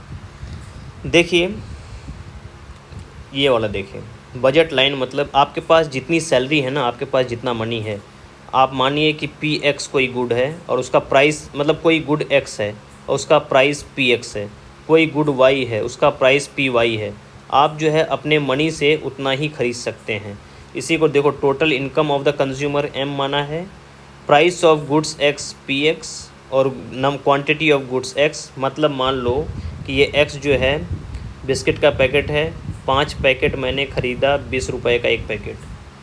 1 मिनट, 5 रुपये में ये 5 प्राइस है। एक्स क्या है? Number of packets 20 packet plus ये दूध का पैकेट मान लेते हैं वाई 25 रुपये पर पैकेट इंटू 5 पैकेट। ठीक है, तो कितना हो जाएगा? 20 पंचे 100, 25 पंचे 125, तो मेरी सैलरी कितनी हो गई? 225। मतलब अपने सैलरी के हिसाब से ही हम यहाँ पे जो है एक्स का क्वांटिटी बढ़ाएंगे या वाई का क्वांटिटी बढ़ाएंगे। एक तो प्राइस के हिसाब से, मान लो दूध अगर सस्ता हो गया है तो हम जो है दूध का क्वांटिटी बढ़ा देंगे। अगर मान लो कि ये पी एक्स मतलब बिस्किट का प्राइस बढ़ गया है तो इसकी क्वांटिटी को घटा देंगे। कहने का मतलब समझ रहे हो, दो क्वांटिटी यहाँ पे दो गुड्स लिया है एक्स और वाई, और प्राइस के हिसाब से उसकी प्राइस देखो पी एक्स और पी वाई, उसके हिसाब से हमारी जो मंथली इनकम होगी ना उसको यहाँ इस इक्वेशन के हिसाब से बदलेंगे। जैसे एक्स को यूटिलिटी के हिसाब से, एक्स कभी बढ़ेगा वाई कभी बढ़ेगा। हम नहीं, मान लो दूध बहुत सस्ता है तो हम नहीं चाहेंगे कि एक ही पैकेट बिस्किट ले करके 1 लीटर दूध में डिबो करके खा लें। अब मान लो कि अगर दूध महंगा हो जाए और बिस्किट सस्ता हो जाए तो 10 पैकेट बिस्किट लेंगे और आधा लीटर दूध में जो है डिबो करके खा लेंगे। कुल मिला के हमारी इनकम के हिसाब से हमारा कंजम्पशन जो है चेंज होते रहता है। प्राइस के हिसाब प्राइस भी डिपेंड करता है इसमें। यही चीज़ यहाँ पे लिखा। यहाँ पे एक एग्जांपल बहुत अच्छा है, इसी को बजट लाइन बोलते हैं। बजट लाइन मतलब budget line is a line which shows all possible combination of 2 goods of consumer buys. मतलब 2 गुड्स लिए हैं और इनकम के हिसाब से वो कितने तरीके से। अच्छा एक एग्ज़ाम्पल देते हैं, 100 रुपये मेरा इनकम है। मान लो कि एक बिस्किट का दाम 5 रुपये है प्लस यहाँ पे एक दूध का पैकेट का दाम 20 रुपये है। हम कैसे कैसे ले सकते हैं? देखो 5 रुपये का एक बिस्किट अगर ले लेंगे तो पता है 5 रुपये का 2 बिस्किट ले लेंगे तो मेरा कितना खर्च हो गया? 10 रुपये। अब मेरे पास कितने बचे 90 रुपये। 90 रुपये का दूध लेंगे तो कितना ले सकते हैं? तो वही मतलब 20 चौक 80, तो वही मतलब 4 पॉइंट समथिंग, मतलब 4.5 पैकेट के आसपास ना ले सकते हैं। अब मान लो कि इसको अगर बढ़ा दें, 2 की जगह नहीं 4 कर दें, तो 4 बिस्किट का पैकेट लेंगे तो 4 पंचे 20 रुपये। अब कितना ले सकते हैं? अब जो है 4 पैकेट ले सकते हैं। अब जो है इसका और 4 पैकेट नहीं और 8 पैकेट कर देते हैं, तो 8 पंचे 40 रुपये, मतलब 40 रुपये का बिस्किट आ गया। तो अब 20 रुपये का एक पैकेट अगर दूध है तो हमारे पास कितना 40 रुपये का तो आ गया, वो 100 रुपये में 40 रुपये का बिस्किट आ गया। तो और 60 रुपये का क्या आएगा, 60 रुपये का दूध। 60 रुपये का दूध मतलब 20 रुपये का एक पैकेट, तो कितना 3 पैकेट आएगा। देख रहे हो कि कितने कॉम्बिनेशन बनेंगे। इसी को बजट लाइन बोला जाता है या प्राइस लाइन बोला जाता है, कि कितने तरीके से आप जो है अपने इनकम को जो है ना कमोडिटी के हिसाब से ना कितने तरीके से आप चेंज कर सकते हैं। एग्ज़ाम्पल एक लिया है यहाँ पे, 500 रुपये आपके पास है, 50 रुपये और 100 रुपये के हिसाब से। यहाँ पे देखो 50 रुपये के हिसाब से 500 रुपये है, गुड वाई का 100 रुपये है। देखो 5 × 100 500 रुपये। अब दो चीज़ खरीदा 50 रुपये का, तो 50 × 2 कितना हो गया, 100 रुपये हो गया। अब 4 × 100 कितना हो गया, 400 हो गया 500। यहाँ पे एग्ज़ाम्पल दिया है, इसको जो है थोड़ा पढ़ के देखिए। एग्ज़ाम्पल है, बजट कांस्टेंट किसे कहेंगे, जब आपके पास इनकम ना बहुत कम हो लेकिन आपका जो ये खर्च जो है ना ज़्यादा हो जाए। मतलब इनकम को आपको जो है मतलब खर्च को आपको इनकम के दायरे में ही रखना है। मतलब कि आपका खर्च जो है ना, आपका 100 रुपये का जो इनकम है ना उससे कम हो, 90 हो, 95 हो, 99 हो या 100 तक हो, यही दिखाता है ये। लेस देन हो या बराबर हो 100 के, 100 से कम हो या 100 के बराबर हो, इसी को बजट कॉन्स्टेंट बोलते हैं। आपको जो है मतलब उसी के अंदर ही आपको एडजस्ट करना होता है, आप ऊपर से कहीं से पैसा नहीं ले सकते। ठीक है, अब देखो यहाँ पे अटेनेबल और अनअटेनेबल मतलब कुछ कॉम्बिनेशंस हैं, ये उतना इम्पोर्टेंट नहीं है। ये ग्राफ में देखा जाता है, ग्राफ में जैसे ये सारी पॉइंट्स हैं ना, तो इसके अंदर जो होंगी वो अटेनेबल होंगी या इस पे जो होंगी वो अटेनेबल होंगी। जो ग्राफ से बाहर है, जो चीज़ें हम लोग ले ही नहीं सकते, जैसे यहाँ पे अब एक बात बताओ, यहाँ पे एक x गुड है, एक y गुड है, हमारी सैलरी जो है 100 है, और मान लो कि ये x गुड और y गुड में एक गुड्स का दाम जो है 120 रुपये है। तो एक बात बताओ, 120 रुपये का एक ही गुड ले लिए, तो यहाँ तो तुम्हारा जो है ये अटेनेबल है ही नहीं है। उतने इनकम में क्या हम उतना 120 रुपये का कोई चीज़ ले सकते हैं, नहीं, इनकम से ज़्यादा ही पड़ गया। तो ये चीज़ जो है ना, कुछ गुड्स होती हैं जो अटेंड कर सकते हैं, कुछ गुड्स होती हैं जो अटेनेबल नहीं होते हैं, जो हम परचेज़ नहीं कर सकते अपने गिवन इनकम में, वही चीज़ माना जाता है। Consumers equilibrium in difference curve analysis. अब कंज्यूमर का इक्विलिब्रियम हम क्या पढ़ रहे थे, इस चैप्टर का नाम था कंज्यूमर इक्विलिब्रियम।